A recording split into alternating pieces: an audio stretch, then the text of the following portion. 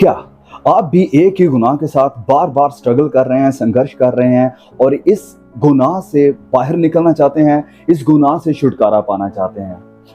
तो इस वीडियो में हम डिटेल से जानेंगे और ये वीडियो आपकी मदद करेगा कि आप इस गुनाह से बाहर निकल सकें, इस गुनाह से छुटकारा पा सकें। तो प्लीज आई रिक्वेस्ट यू, मैं आपसे विनती करता हूं कि प्लीज वीडियो को बिल्कुल भी स्किप मत करना। एक एक पॉइंट जो मैं यहाँ पर डिस्कस करने वाला हूँ बहुत ही महत्वपूर्ण है। और दूसरी बात, इस वीडियो के पूरे एंड तक बहुत से महत्वपूर्ण लेसन्स हैं हम सब के लिए और उन सब भाई बहनों के लिए जो कि सच में पाप से छुटकारा पाना चाहते हैं, पाप के ऊपर जीत को पाना चाहते हैं। ऑलराइट, मान लीजिए मेरे पास एक टैबलेट है, एक छोटी सी टैबलेट है और मैं कहता हूं कि क्या आप इस टैबलेट को चाहते हैं, क्योंकि इस टैबलेट को खाने के बाद आप हमेशा के लिए पाप से छुटकारा पा लेंगे। कोई भी पाप आपके ऊपर जीत नहीं पा सकेगा। आप गुनाह की जिंदगी से और हर तरह के गुनाह से दूर चले जाएंगे। और क्या आप उस टैबलेट को लेना पसंद करेंगे? और अगर आपका जवाब है कि यस, हाँ मुझे वो टैबलेट चाहिए, तो इसका सिंपली मतलब यह है कि आप सच में परमेश्वर के साथ जिंदगी बिताना चाहते हैं और पाप से दूर जाना चाहते हैं। और इसका मतलब क्या है कि आप पाप से दूर जाना चाहते हैं? इसका सिंपली मतलब यह है कि परमेश्वर का आत्मा आपके साथ है और आपके अंदर इच्छा है खुदा की तरफ भागने की, परमेश्वर के साथ जिंदगी गुजारने की और पाप से हमेशा के लिए दूर रहने की। और अगर यही बात मैं किसी ऐसे इंसान से कहूं जो कि विश्वास में नहीं है, जो परमेश्वर से प्यार नहीं करता है और जो गुनाह से मोहब्बत रखता है, अगर मैं उसे कहूं इस टैबलेट को लेने के बाद आपके अंदर कोई भी पाप की इच्छा खत्म हो जाएगी, तो वो कहेगा कि नहीं नहीं नहीं नहीं, मुझे अपना गुनाह पसंद है, मुझे दारू पीना पसंद है, मुझे गलत बातें बोलना पसंद है, मुझे गलत संगति करना पसंद है, मुझे हर तरह के नशे करना पसंद है, व्यभिचार करना पसंद है, पोर्नोग्राफी देखना पसंद है, हर तरह के पाप मुझे पसंद है, मैं ये टैबलेट कभी नहीं ले सकता हूं। तो समझें आप, I think the point is very very clear कि जो सच्चा विश्वासी है, जिसके अंदर खुदा का भय है, जिसके अंदर परमेश्वर का आत्मा काम कर रहा है उसमें, और जो परमेश्वर से दूर है, जिसके अंदर खुदा का आत्मा काम नहीं कर रहा है, उन दोनों में क्या अंतर है, क्या डिफरेंसेस हैं? तो जो सच्चा मसीही है वो पाप के साथ स्ट्रगल करता है और जो परमेश्वर से दूर है, जिसे खुदा के, उसके वचनों की पवित्रता की कोई परवाह नहीं है, उसके अंदर कोई स्ट्रगल नहीं है, वरन वह पाप को एंजॉय करता है। देखिए, पाप या पाप के साथ स्ट्रगल ये कोई ऐसी चीज नहीं है जो सिर्फ आप ही के साथ हो रही है, ये कोई ऐसी चीज नहीं है जो सिर्फ एक या दो विश्वासियों के साथ होती है। We all are on the same ground. Because जैसे मैं अक्सर वीडियोस में कहता हूं कि क्रिश्चियनिटी, जब हम मसीह में आते हैं तो ये कोई प्ले ग्राउंड नहीं है, ये बैटल ग्राउंड है। तो यहाँ पर बैटल, एक संघर्ष, एक युद्ध शुरू होता है और हर एक विश्वासी के अलग अलग तरह के पाप हो सकते हैं। हो सकता है आप किसी और पाप से स्ट्रगल कर रहे हो, हम किसी और, लेकिन ये स्ट्रगल हर एक मसीही की जिंदगी में होता रहता है। और क्या बाइबल में भी ऐसा कुछ लिखा है? यस। संत पौलुस के बारे में अगर हम पढ़ते हैं तो संत पौलुस कहते हैं रोमियो अध्याय 7 और उसके वचन 15 में, संत पौलुस कहते हैं, और जो मैं करता हूं उसको नहीं जानता। पौलुस कहते हैं कि जो मैं करता हूं उसको मैं नहीं जानता, क्योंकि जो मैं चाहता हूं वह नहीं किया करता, जो मैं करना चाहता हूं मैं वह नहीं कर पाता हूं, परंतु जिससे मुझे घृणा आती है, जिससे मुझे नफरत है, जो काम मैं नहीं करना चाहता हूं, जिससे मैं दूर भागना चाहता हूं, जिससे मैं छुटकारा पाना चाहता हूं, मैं वही करता हूं।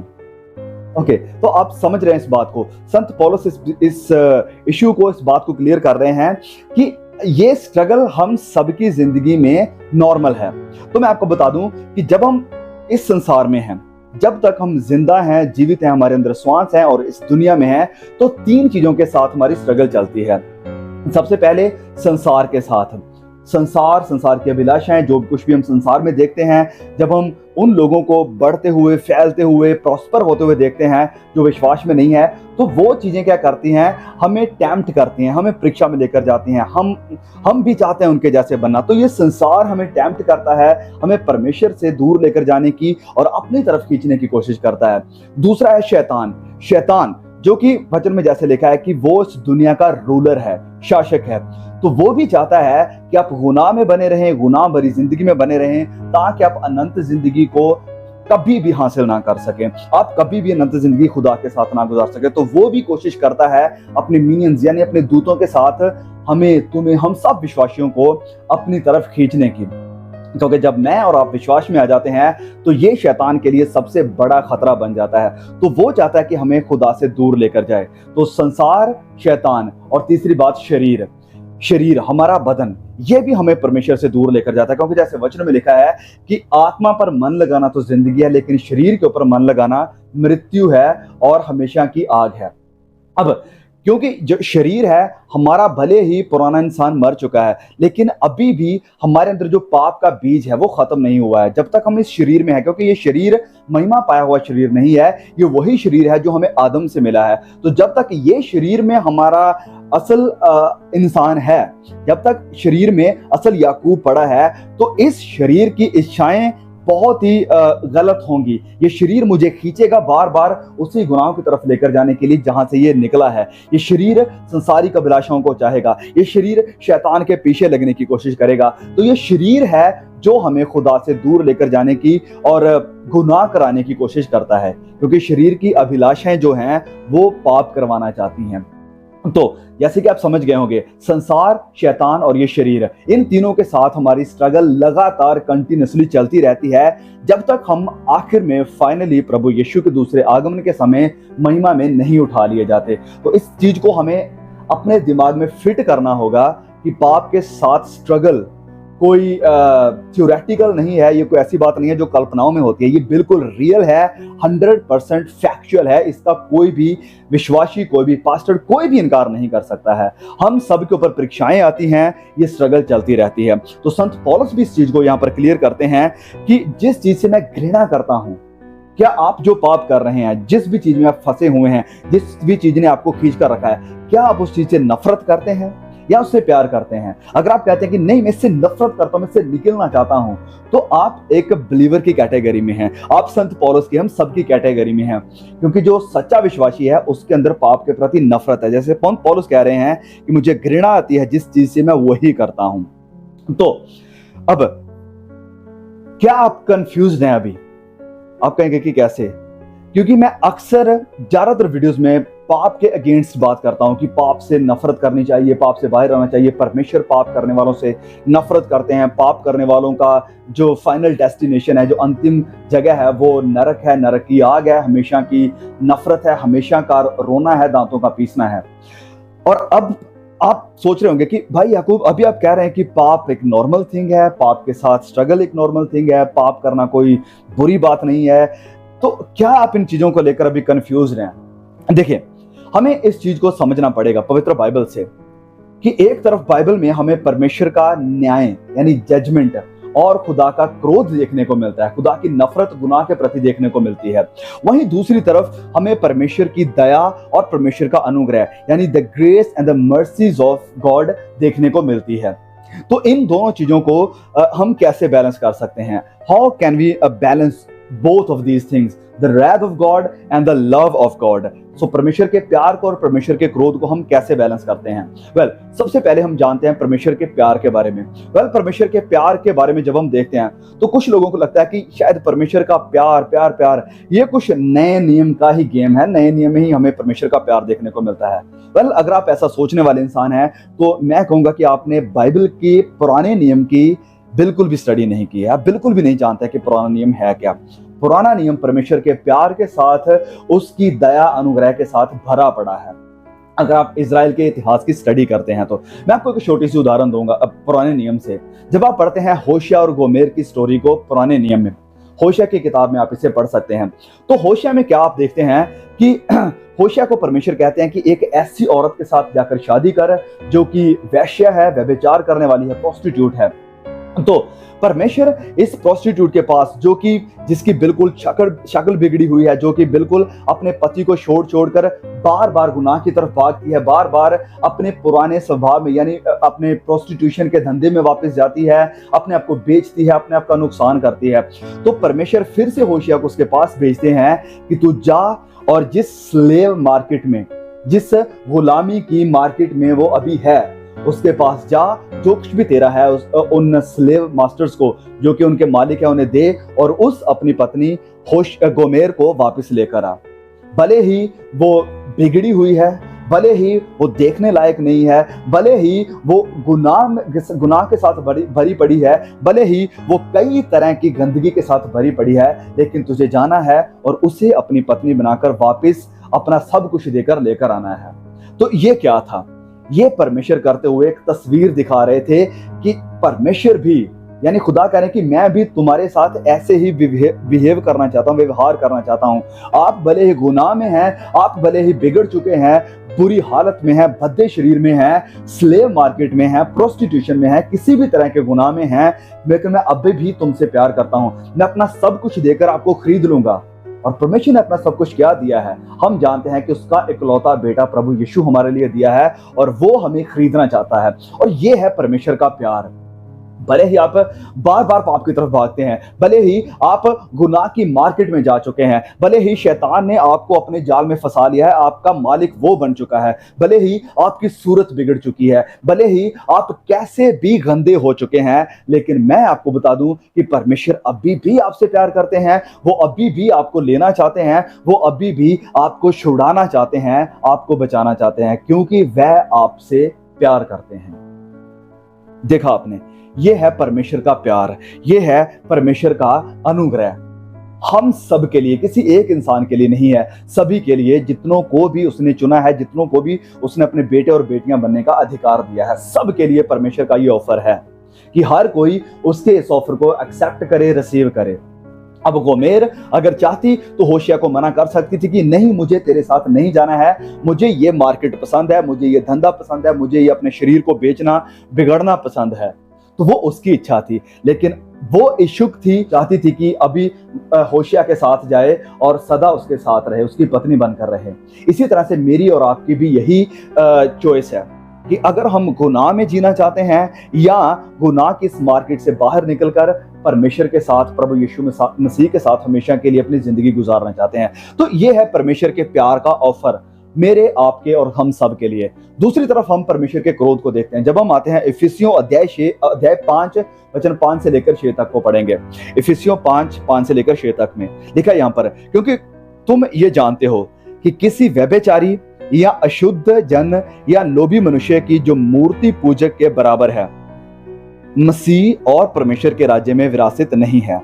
तो ये जो लिस्ट है, व्यभिचारी, अशुद्ध लोग, लोभी लोग, मूर्ति पूजक, इनकी परमेश्वर के राज्य में, खुदा के किंगडम में कोई भी विरासत बिल्कुल भी नहीं है। वचन क्लियर कर रहा है। आगे लिखा है, कोई तुम्हें व्यर्थ बातों में धोखा ना दे, क्योंकि इन्हीं कामों के कारण परमेश्वर का क्रोध आज्ञा ना मानने वालों पर भड़कता है। क्या अभी आप समझ रहे हैं? एक तरफ परमेश्वर का प्यार, दूसरी तरफ परमेश्वर का क्रोध।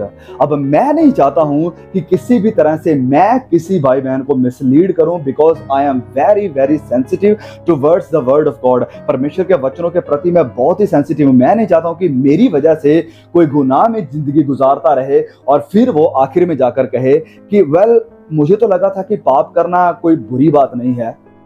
इसलिए मैं सारी चीजों को आपके सामने क्लियर कर रहा हूं कि परमेश्वर का प्यार है और परमेश्वर का क्रोध भी है। और अब हम इस स्ट्रगल को, इस कंफ्यूजन को कैसे क्लियर करते हैं? जैसे मैंने कहा कि हम कैसे इसे बैलेंस करेंगे।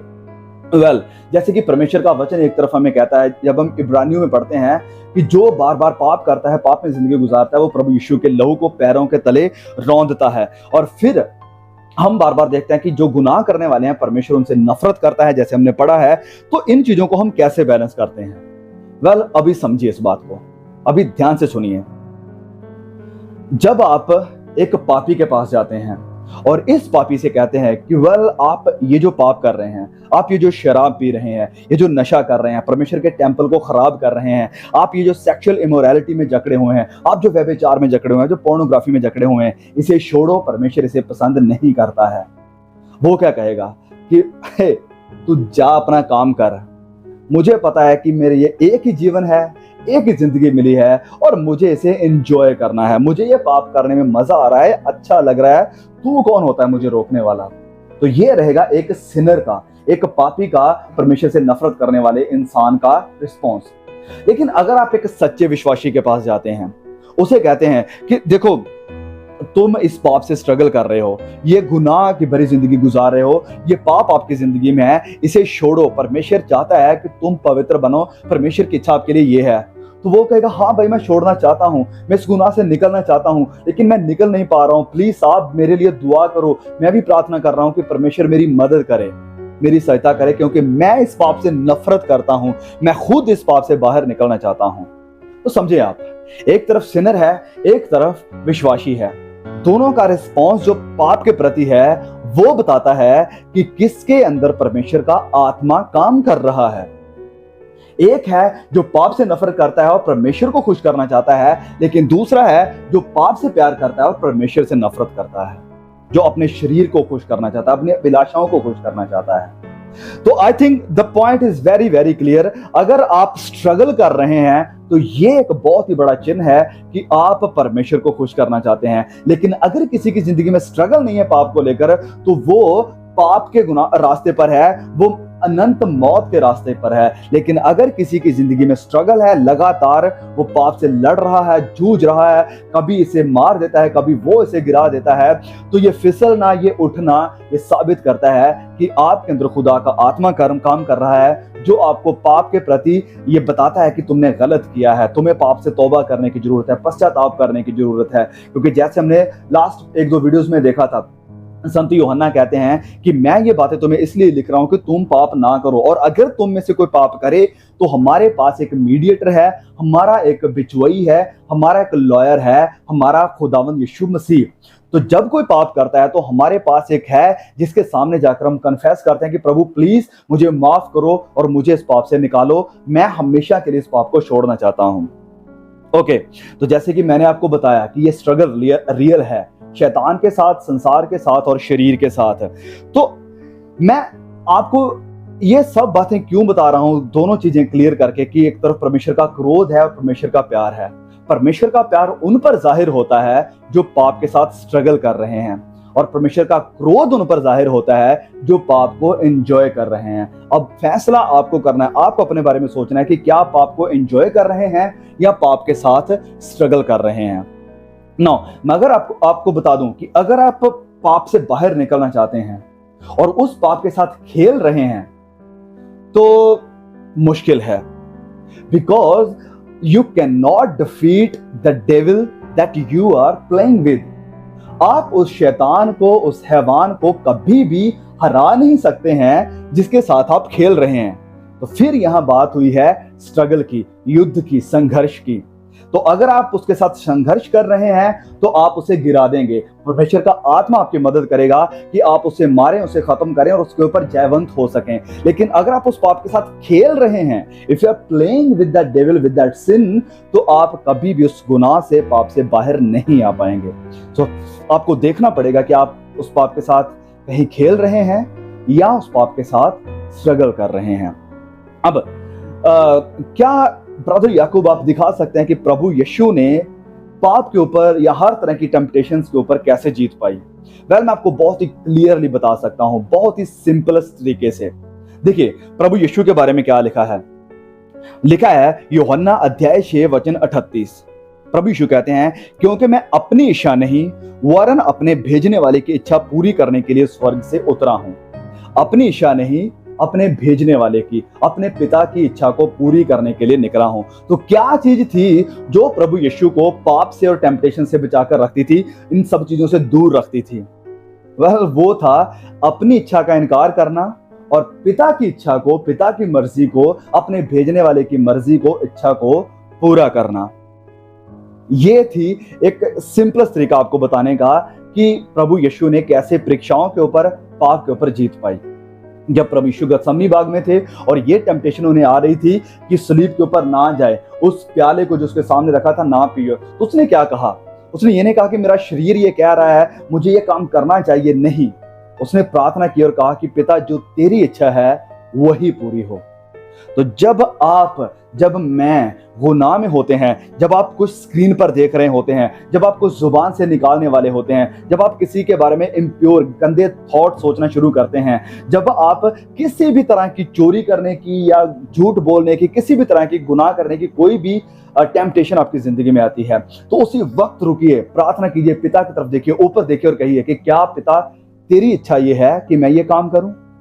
तो डेफिनेटली जब आप ये प्रार्थना रुक कर प्रभु यीशु की तरह करना शुरू कर देंगे तो आपके ऊपर हर एक पाप को जीत पाने की ताकत मिल जाएगी। वो सामर्थ पिता की आपके ऊपर आ जाएगी, पवित्र आत्मा की ताकत आपके ऊपर आ जाएगी जो आपको बाहर निकालेगी, क्योंकि अब आप अपनी इच्छा के ऊपर नहीं वरन पिता की इच्छा के द्वारा चलना शुरू कर रहे हैं। आप अपनी मर्जी को नहीं, पिता की मर्जी को पूरा करना चाहते हैं। आप कहेंगे कि क्या है पिता की इच्छा? वेल, अगर आप बाइबल में देखें तो ये इतना समय नहीं है कि मैं इस चीज को एक्सप्लेन करूं कि पिता की इच्छा क्या है, लेकिन फिर भी मैं एक दो वचन हम सब के लिए पढ़ूंगा ताकि हमें क्लियर हो सके। जब हम पढ़ते हैं पहला थेसलोनिकियों अध्याय 4 और उसके वचन 3 को, first Thessalonians chapter number 4 verse number 3, तो यहां पर लिखा है, क्योंकि परमेश्वर की इच्छा ये है, ओके सुनिए, परमेश्वर की इच्छा मेरे लिए, आपके लिए, जितने भी इस वीडियो को देख रहे हैं, ये है कि तुम पवित्र बनो। पवित्र बनो अर्थात व्यभिचार से बचे रहो। तो परमेश्वर की इच्छा मेरे लिए, आपके लिए क्या है? पवित्र बनो। तो जैसे प्रभु यीशु ने भी कहा था गॉस्पेल्स में कि जैसे तुम्हारा बुलाने वाला पवित्र है तुम भी पवित्र बनो। संत पतरस भी कहते हैं कि जैसे आपका बुलाने वाला पवित्र है तुम भी पवित्र बनो। तो सबसे पहले जब हम वचन में देख रहे हैं, लिखा है कि परमेश्वर की इच्छा ये है, मर्जी ये है मेरे लिए, आपके लिए, कि हम पवित्र बने। अब जब आप कोई गुनाह करते हैं, कोई चीज देखते हैं, किसी भी तरह के टेम्पटेशन की तरफ भागते हैं, उसी वक्त रुकिए, ऊपर देखिए, प्रार्थना कीजिए कि पिता क्या ये आपकी मर्जी है? डेफिनेटली गुनाह की तरफ भागना, पवित्रताई से दूर भागना पिता की इच्छा नहीं है। पिता की इच्छा है आप पवित्र बने। तो जो चीज आपको पवित्रताई से दूर लेकर जाती है, गंदगी की तरफ लेकर जाती है, तो वो परमेश्वर की इच्छा नहीं है। वो आप डेफिनेटली जान सकते हैं कि विरोधी की, शैतान की इच्छा है। परमेश्वर का वचन कहता है कि तुम पवित्र बनो, ये पिता की इच्छा है। फिर एक और वचन हम पढ़ते हैं, पहला यूहन्ना अध्याय 2 वचन 16 से लेकर 17 तक, first John chapter 2 verse 16 and 17। यहाँ पर लिखा है, क्योंकि जो कुछ संसार में है, अर्थात शरीर की अभिलाषा, आंखों की अभिलाषा, जीविका का घमंड, वह पिता की ओर से नहीं है। तो शरीर की अभिलाषाएं, जो शरीर जिस तरफ हमें लेकर जाता है, हमारी आंखें जिस तरफ हमें लेकर जाती हैं, हमारे विचार जिस तरफ हमें लेकर जाते हैं, हमारी जुबान जो बोलती है, अगर वो कुछ गलत है, परमेश्वर की इच्छा के खिलाफ है, तो ये सब चीजें, घमंड करना, शरीर की अभिलाषा, आंखों की अभिलाषा, ये वचन कहता है कि पिता की ओर से नहीं है। मतलब ये पिता की इच्छा नहीं है, परंतु संसार की ओर से है। ये सब संसार की ओर से है। संसार और उसकी अभिलाषाएं, तो संसार और संसार की अभिलाषाएं दोनों मिटते जाते हैं, पर जो परमेश्वर की इच्छा पर चलता है, जो खुदा की मर्जी को पूरा करता है, वह सर्वदा जीवित बना रहेगा, वह बना रहेगा। जो परमेश्वर की मर्जी पर चलता है, जो पिता की इच्छा पर चलता है, जैसे प्रभु यीशु पिता की इच्छा पर चलते थे, वो अब भी जिंदा हैं, मुर्दों में से जिंदा हो गए। और यही वादा हमारे साथ भी किया गया, क्योंकि प्रभु यीशु हमारे मुर्दों में से जी उठने में से पहलौठा है। तो हम भी उसके साथ मुर्दों में से जिंदा हो जाएंगे, उठा लिए जाएंगे, यदि हम अपने भेजने वाले की, अपने पिता की, अपने परमेश्वर की इच्छा को प्रभु यीशु की तरह पूरा करने में लगे हुए हैं। तो अब आपके मन में सवाल होगा कि पिता की इच्छा को जैसे हमने जान लिया कि पवित्र बनो, अगर हमें और जानना है कि पिता की इच्छा क्या है, जैसे मैंने कहा कि बहुत कुछ है जो इस चीज के ऊपर कहा जा सकता है, डिटेल में वीडियो बनाई जा सकती है, लेकिन मैं बस आपके लिए 2 ही वचनों को पढ़ा है। तो पिता की इच्छा को जानने के लिए आप पवित्र बाइबल को पढ़िए, बाइबल की स्टडी कीजिए। बाइबल की स्टडी करना बहुत ही जरूरी है अगर आप एक पवित्र जिंदगी जीना चाहते हैं। जैसे आप जब साम्स में, भजन संहिताओं में पढ़ते हैं, तो वहां पर कितने ऐसे वचन हैं जिसमें दाऊद मेरी और आपकी मदद करता है कि हम पाप से दूर भागें, हम परमेश्वर के वचनों की तरफ भागें, हम पिता की तरफ भागें। तो प्लीज आप बाइबल स्टडी कीजिए। अब मैं यहाँ पर आपके लिए गुड न्यूज लेकर आया हूँ। आपको बताना चाहता हूँ कि जो हमारा सेकंड चैनल है, ब्रदर याकूब लाइव करके, नीचे डिस्क्रिप्शन में उसका लिंक आपको मिल जाएगा, और जब इस वीडियो के एंड में स्क्रीन में आपको एक लोगो मिल जाएगा, उसके ऊपर क्लिक करके आप डायरेक्ट उस चैनल के ऊपर जा सकते हैं। और उस चैनल के ऊपर, जैसे मैंने प्रॉमिस किया था कि हम एक बाइबल स्टडी को लेकर आ रहे हैं बहुत जल्द, तो अनाउंसमेंट वीडियो ऑलरेडी उस चैनल के ऊपर आ चुकी है। प्लीज आप उस चैनल को सब्सक्राइब कर लीजिए, क्योंकि हम जल्दी ही परमेश्वर के वचनों की और गहराई में स्टडी करने के लिए जा रहे हैं। परमेश्वर के वचनों का इतिहास जानेंगे, बाइबल के कैनोनाइजेशन को जानेंगे, बाइबल के ऊपर जो भी दोष लगाए जाते हैं उसको जानेंगे। बहुत सी चीजें बाइबल के बारे में जानने वाले हैं। ब्रीफ हिस्ट्री को जानेंगे, बाइबल हमें कैसे मिली, ये सब चीजें जानेंगे।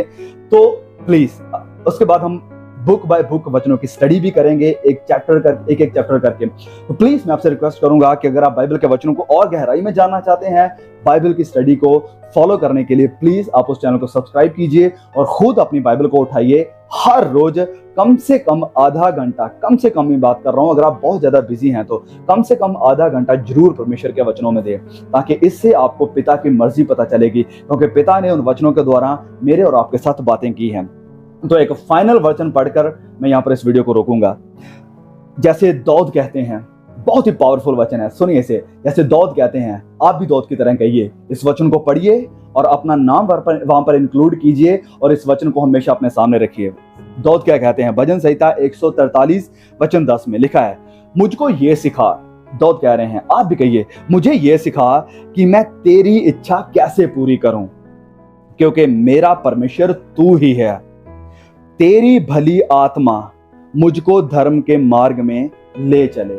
हर वक्त ये प्रार्थना कीजिए और मैं डेफिनेटली कहता हूं, अगर ये प्रार्थना आपकी हर रोज रहेगी, बस इसी 4 लाइनों को हमेशा अपने सामने रखकर कहिए कि मुझे तेरा आत्मा धर्म के मार्ग पर ले चले, कि मैं तेरी मर्जी को पूरा कर सकूं, तो आप डेफिनेटली हर रोज छोटे से छोटे, बड़े से बड़े पाप के ऊपर जीत पा सकेंगे। तो आई होप कि ये वीडियो आपकी मदद किया होगा ये समझने के लिए कि आप कैसे हर रोज के जो पाप के साथ आप स्ट्रगल कर रहे हैं उसके ऊपर कैसे जीत पा सकते हैं, और जो भी कंफ्यूजन रहेगी वो सब कंफ्यूजन अभी क्लियर हो चुकी होंगी। So please I request you again कि हमारे सेकंड चैनल को बाइबल स्टडी के लिए जरूर फॉलो कर लें, सब्सक्राइब कर लें, अभी नोटिफिकेशन बेल को भी दबा लेना, ताकि हर नए वीडियो का अपडेट नोटिफिकेशन आप तक जरूर पहुंचता रहे। God bless you, see you again.